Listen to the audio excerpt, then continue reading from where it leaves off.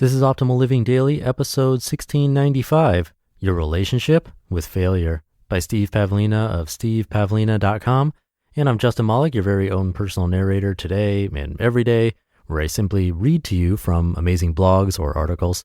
It's not a typical podcast, no interviews, and this is short, almost always fewer than 10 minutes. So with that, let's get right to it and start optimizing your life. Your Relationship with Failure, by Steve Pavlina of stevepavlina.com. Here are some quotes from J.K. Rowling about the fear of failure. Quote, "Part of the reason there were 7 years between having the idea for Philosopher's Stone and getting it published was that I kept putting the manuscript away for months at a time, convinced it was rubbish." Quote, "Fear of failure is the saddest reason on earth not to do what you were meant to do. I finally found the courage to start submitting my first book to agents and publishers at a time when I felt a conspicuous failure. Only then did I decide that I was going to try this one thing that I always suspected I could do, and if it didn't work out, well, I'd faced worse and survived." Quote, "Ultimately, wouldn't you rather be the person who actually finished the project you're dreaming about, rather than the one who talks about always having wanted to?" End quote. The notion that you might fail can really slow you down. But it's not the failure itself that's the problem. The problem is your relationship with failure. Consider the grand opening of Disneyland, which happened about 65 years ago on July 17th, 1955. It was supposed to be a press preview day with limited attendance, and it was a spectacular failure. Here are some things that happened that day. Disney was expecting 11,000 guests because they sent out a limited number of invitations, but 28,000 people showed up. Someone sold thousands of counterfeit tickets. Another guy set up a ladder in the back of the park and charged people $5 to sneak in that way, and many did. The crowds trying to reach Disneyland caused a 7-mile backup on the Santa Ana freeway. People were stuck in their cars for so long that they had to relieve themselves on the side of the freeway. The temperature topped 100 degrees, 38 degrees Celsius, hot enough to melt the fresh asphalt on Main Street into a sticky tar that ensnared women's high-heeled shoes. Some paint in the park wasn't quite dry, and some people were getting paint on their clothes. Due to the huge crowds, the park's snack stands and restaurants ran out of food at lunchtime.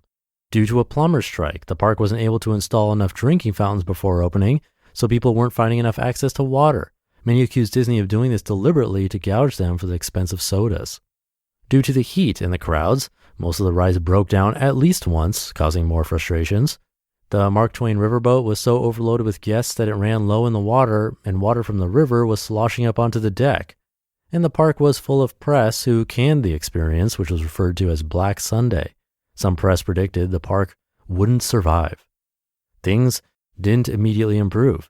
Disneyland had more problems in the weeks after the opening, including people smashing up most of the cars on the Autopia ride by driving them too aggressively. But these many failures didn't matter that much.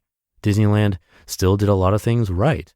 They eventually fixed the problems, which was like a game of whack-a-mole since new problems kept arising. Disneyland was always going to be a work in progress. Our lives are like this too. Just because you have a spectacular failure doesn't mean the game is over. You take your licks and get right back to working on your goals. Acknowledge and fix problems one by one. Keep learning and adapting. Imagine being Walt Disney on Disneyland's grand opening day. Tons of press are there. The park bears your name. It's been a 20-year journey to evolve your vision for a theme park into a reality. You struggled endlessly just to get the financing in place, and then there were even more struggles to get the place designed and built. So many people have doubted you, including your brother and business partner, Roy. You've been preparing for and anticipating this glorious day for a long time. And then some asshole screws up your plans by making thousands of counterfeit tickets, and your people can't tell the real tickets from the fake ones. Your plans for a wonderful opening start falling apart right before your eyes, and all the attention and the cameras are on you. Not to mention all the investors who want to know whether investing in your vision was a good idea. And what do? You shrug it off and get right back to work the next day. Failures happen. This is part of life. While other people may make a huge deal out of it, is it really that big of a deal? So what if you have a spectacularly bad failure? That isn't the end, it's just a learning experience, so learn from it. Life continues the next day. People may criticize you. You may be embarrassed. Accept the consequences and then get right back to it and re-engage. You needn't retreat and slink away in shame. Be proud that you failed. So many people are too cowardly to even try working on something meaningful. They talk themselves out of pursuing bold ideas before they begin. They treat the prospect of failure as a reason to quit before they start. Many of Disney's ideas, including some rides they tried, had to be scrapped and replaced. Each ride was a big project unto itself, so some of those failures ended in the death of a project. But the death of a project doesn't have to kill the big picture vision. Take this idea to heart. You can fail a lot with your projects, but your big picture goal can remain intact and achievable. Some ideas and projects along the way will be dead ends, and you'll have to let them go. So you'll need different projects and ideas to help you reach your goal. Don't equate the failure of your projects with the death of your long-term goal. Don't pursue your goals as if you know you can't fail. Of course you can fail, but don't make such a big deal out of failure. It will happen. You'll rack up plenty of failures if you do anything interesting in life. Let each failure be a badge of honor. It means you're making a good effort. A good failure is a powerful learning experience. You just listened to the post titled, Your Relationship with Failure by Steve Pavlina of stevepavlina.com. And I want to tell you about a podcast from David Novak, co-founder and retired CEO of Yum Brands. That's the parent company of Taco Bell, Pizza Hut, and KFC. His podcast is called How Leaders Lead with David Novak. And each week he sits down for real conversations with some of the top names in business, sports, entertainment, and life to talk about how they get such incredible things done or how they make such incredible things happen. Business owners like Ethan Brown of Beyond Meat, NFL stars like Tom Brady, leaders from brands like Zoom, Starbucks, and a lot more. He really dives in to show how leaders made big things happen. How Leaders Lead with David Novak tells those stories and more. You can take what you hear on the show, learn from it, and apply it right into your own life. Listen and subscribe to How Leaders Lead with David Novak wherever you find your podcasts. That's How Leaders Lead with David Novak. And thank you to Steve.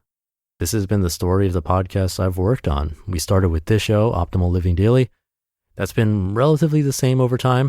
Then added Finance and Health, then Optimal Startup Daily, which I originally hosted with my business partner, Lee, but we stopped hosting it and we rebranded from Startup to Business. So you could say Optimal Startup Daily was sort of a failure.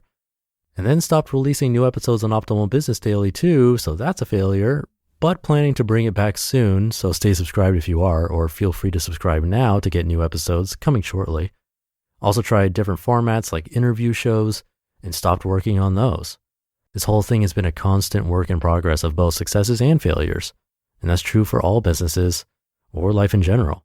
You can't let the fear of failure get in the way. There's always a learning experience anyway, as Steve said. Something to keep in mind today. So thank you for listening on the weekends and sticking around until the end. Have a great first of the month and weekend if you're listening in real time. And I'll see you tomorrow where your optimal life awaits.